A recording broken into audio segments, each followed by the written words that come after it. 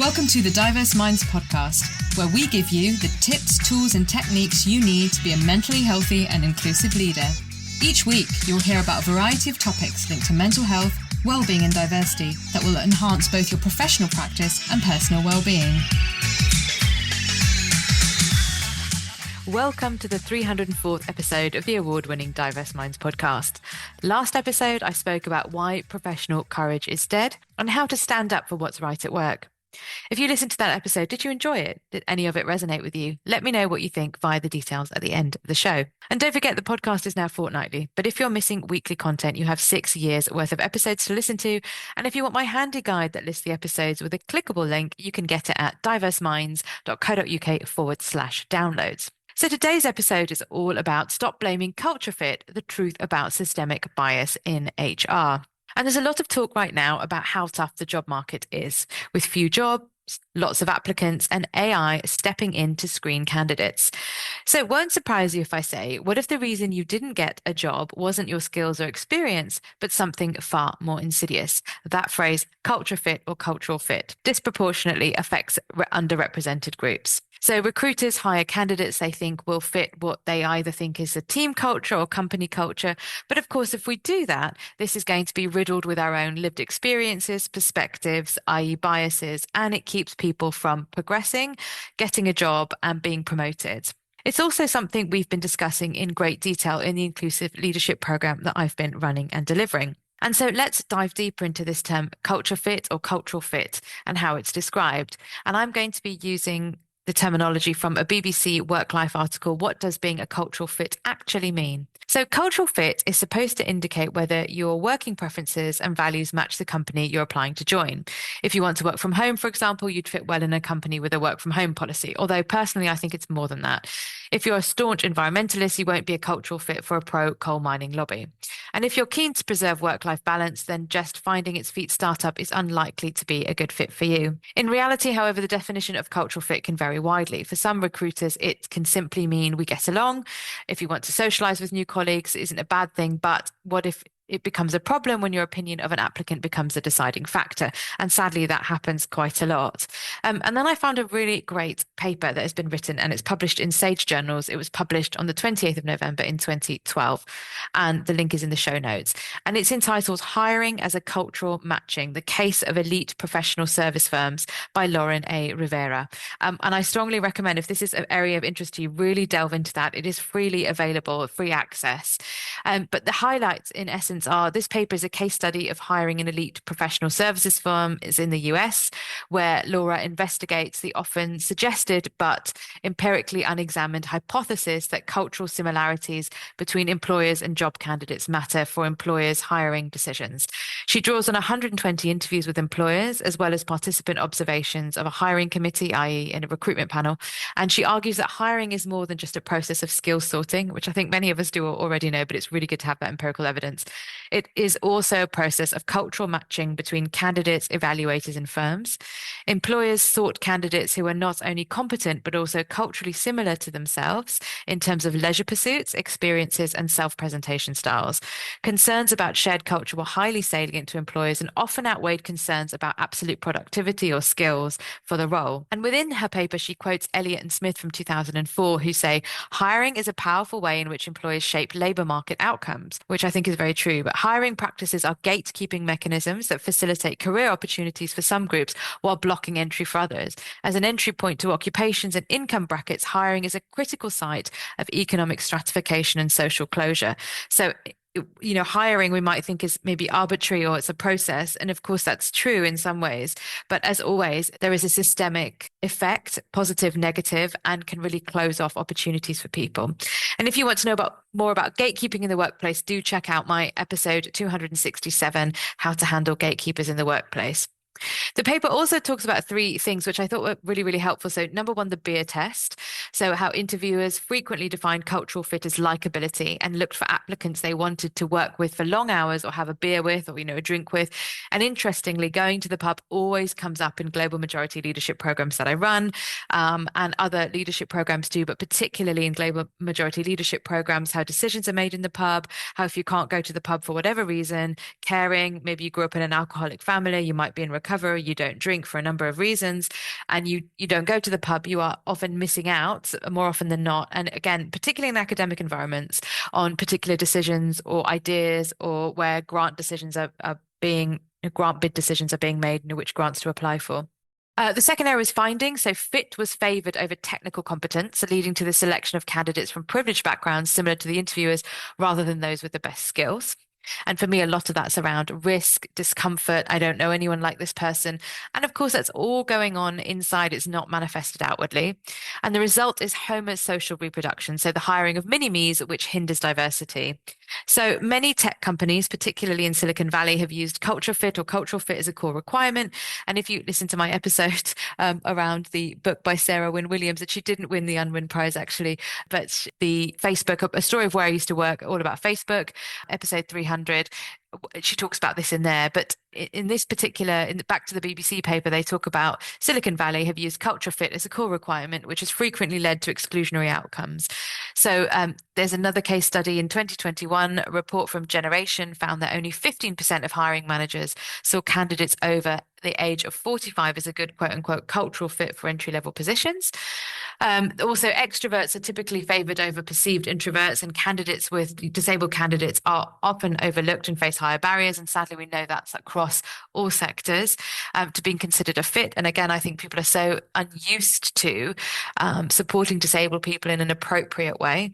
The result is then a lack of age and personality diversity, creating narrow, homogenous team dynamics, which again, we are seeing, and this has been talked about for over a decade. There have been so many people, predominantly Black women, raising the flag about this, all the biases that is going into AI. And it's largely been ignored. So why should we care about this? Well, I think the problem is that this term cultural fit or cultural fit is very vague, subjective, that masks biases, all sorts of biases. And I'm going to say bias and not unconscious bias, because I think many of our biases are conscious.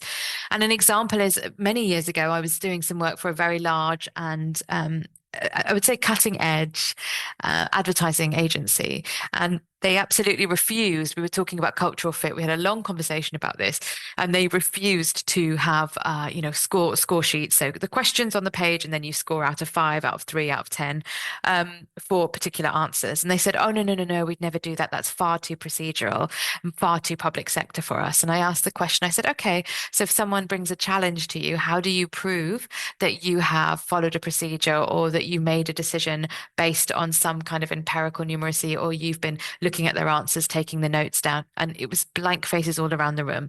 So very interesting. Now, I said to them, you don't have to over procedurize it if you don't want to, but how will you show how you've made the decision? "Oh, well, we'll look at a portfolio, we just have a cultural fit." And I said, what does cultural fit mean? So things haven't moved in the right direction. And then, I mentioned homogeneity earlier. This kind of group think can happen from homogeneity, particularly when we've got homogeneity in terms of lived experiences, perspectives, socioeconomic backgrounds. So groupthink is a phenomenon that happens when a group of well-intentioned people, or people who think that I'm not ist, I'm not that, I'm a really good person, make non-optimal decisions or irrational decisions, or decisions that they're not really questioned because of this real urge to conform. And then, of course, exclusion. So the thing with cultural fit is what organizations are often saying is, I want people like me. And if people like me are from a majority culture, then you're not going to see, women or women with caring responsibilities, global majority people, disabled candidates, LGBTQ+, the whole perspective represented in a meaningful, significant, and included way. And therefore, you're likely to get high turnover, tribunal cases, lack of understanding, poor performance, poor colleague rapport, and also not meeting client, customer, or service user or beneficiary needs. And that is a huge, huge issue. And, this is happening all the time. And I've been a bit distant from the day-to-day workplace, going in and out of various organizations. But I absolutely know this is happening from articles and things that I've been reading and hearing about. So I really hope you're enjoying the content of this podcast and want to keep up to date. If you are, then why not join my newsletter? When you join my mailing list, you can now choose the download you would like. Just go to diverseminds.co.uk/downloads and choose the resource that works best for you. So what can we do then about this culture fit, this issue going around?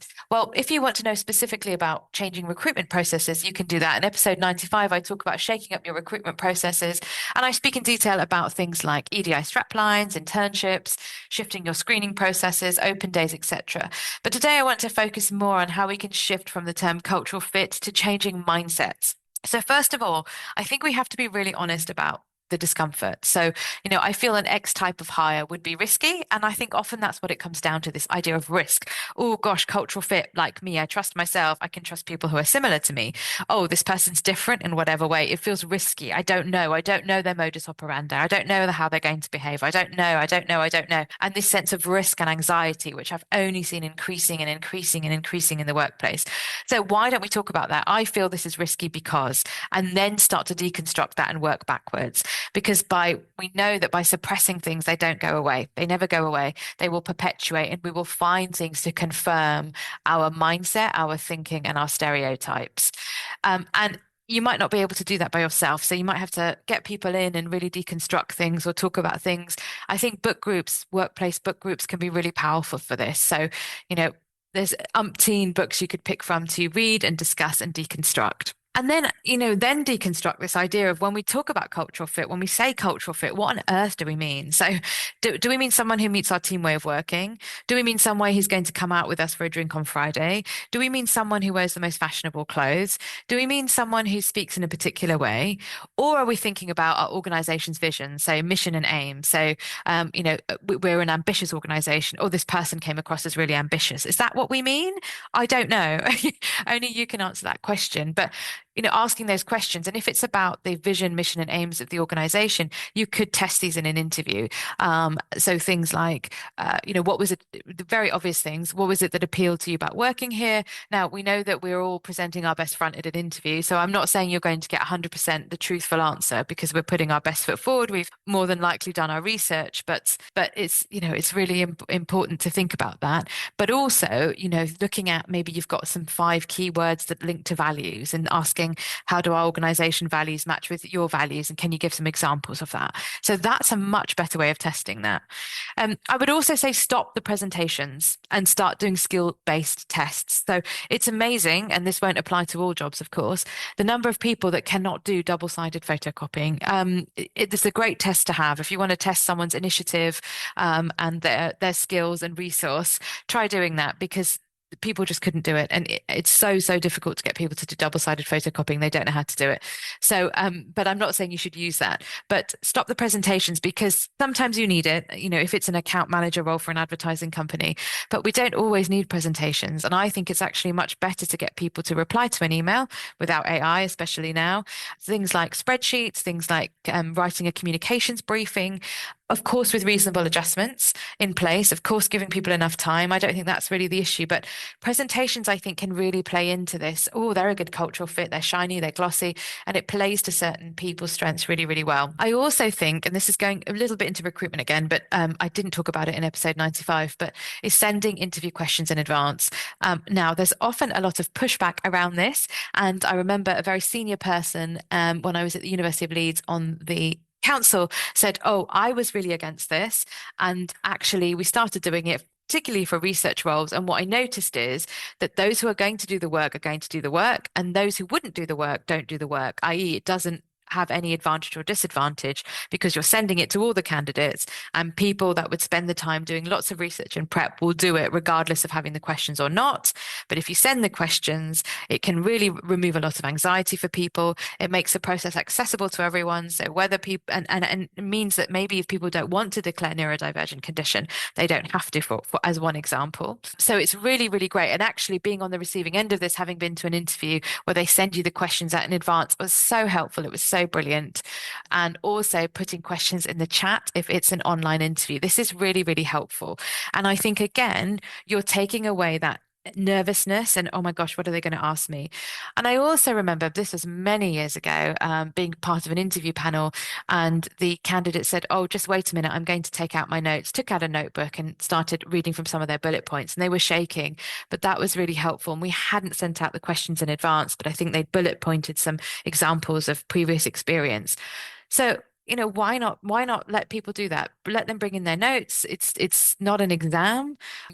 So thinking about that and cultural fit, should we be learning things verbatim for an interview? I don't think so, unless of course it's an acting audition, which is a different situation. And finally, I wanted to talk about this term cultural ad. So you might have seen this. We're not looking cultural ad over cultural fit, and it's a bit of a buzzword. So the definition of cultural ad is centered around contribution. So the idea is it's not focusing on how the candidate fits in, so assimilation, but what the candidate brings that you don't already have.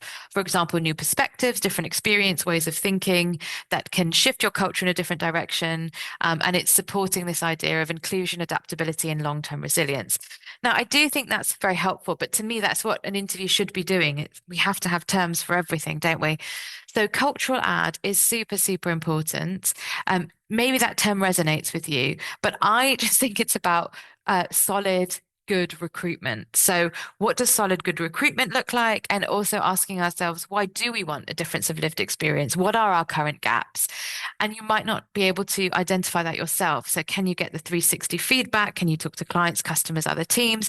That might help you understand where the gaps are and then how to encourage people to add, fill the gaps. And that's not just why we're hiring people. They're not just gap fillers, but address the shortfalls. I'll phrase it that way. Look at the gaps, and also to realize that we can build on areas where we currently have weaknesses or challenges.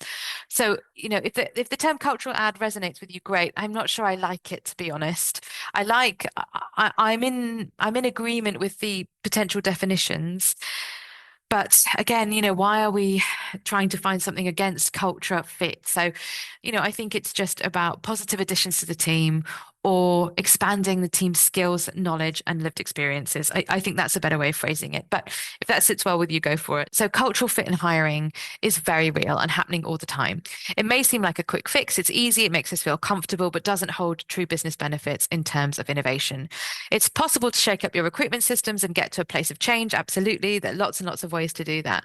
But it's really about confronting this issue of what cultural fit means and why we use it and why it feels essential, but might not be essential anymore. And be ready, be bold to do things differently and to be able to have long-term resilience by recruiting people with varied life experiences, ways of doing things, and perspectives, because that's going to be, really useful to any team. So what do you think? I'd love to hear from you. And don't forget, I run workshops, training sessions, and keynotes for all organizations about creating positive, happy, and equal workplaces. If you want to find out more, please get in touch with me at Leyla, Leyla, at diverseminds.co.uk.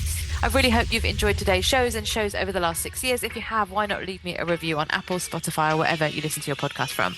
Of course, I'd love to hear from you as listeners, and you can leave me an anonymous note on SpeakPipe at bit.ly/SPKPDMP. Don't forget my TEDx talk where I talk about the connection between culture, race, and mental health, and that link is bit.ly/TEDxWolves, WOLVESLO. I really hope you enjoy it because it was a labour of love, and if you did, please leave me a positive comment on YouTube, share and like. And the resources for today's episode was the BBC Work-Life article, What Does Being a Cultural Fit Actually Mean? The Sage Journals, Laura A. Rivera's work, Diverse Minds episode 267, How to Handle Gatekeepers, Diverse Minds episode 95, Shaking Up Your Recruitment Processes. So do join me in 2 weeks' time where I'll be talking more about this topic in more detail, and I hope to see you then. Until then, everyone, take care and bye for now. Thanks for listening to the Diverse Minds podcast. Don't forget to subscribe on Apple Podcasts, Spotify, or wherever you access your podcasts from. You can also connect with me on Facebook and LinkedIn. Tune into next week's episode of the podcast, where I'll bring you more insights on mental health and inclusion. Bye for now.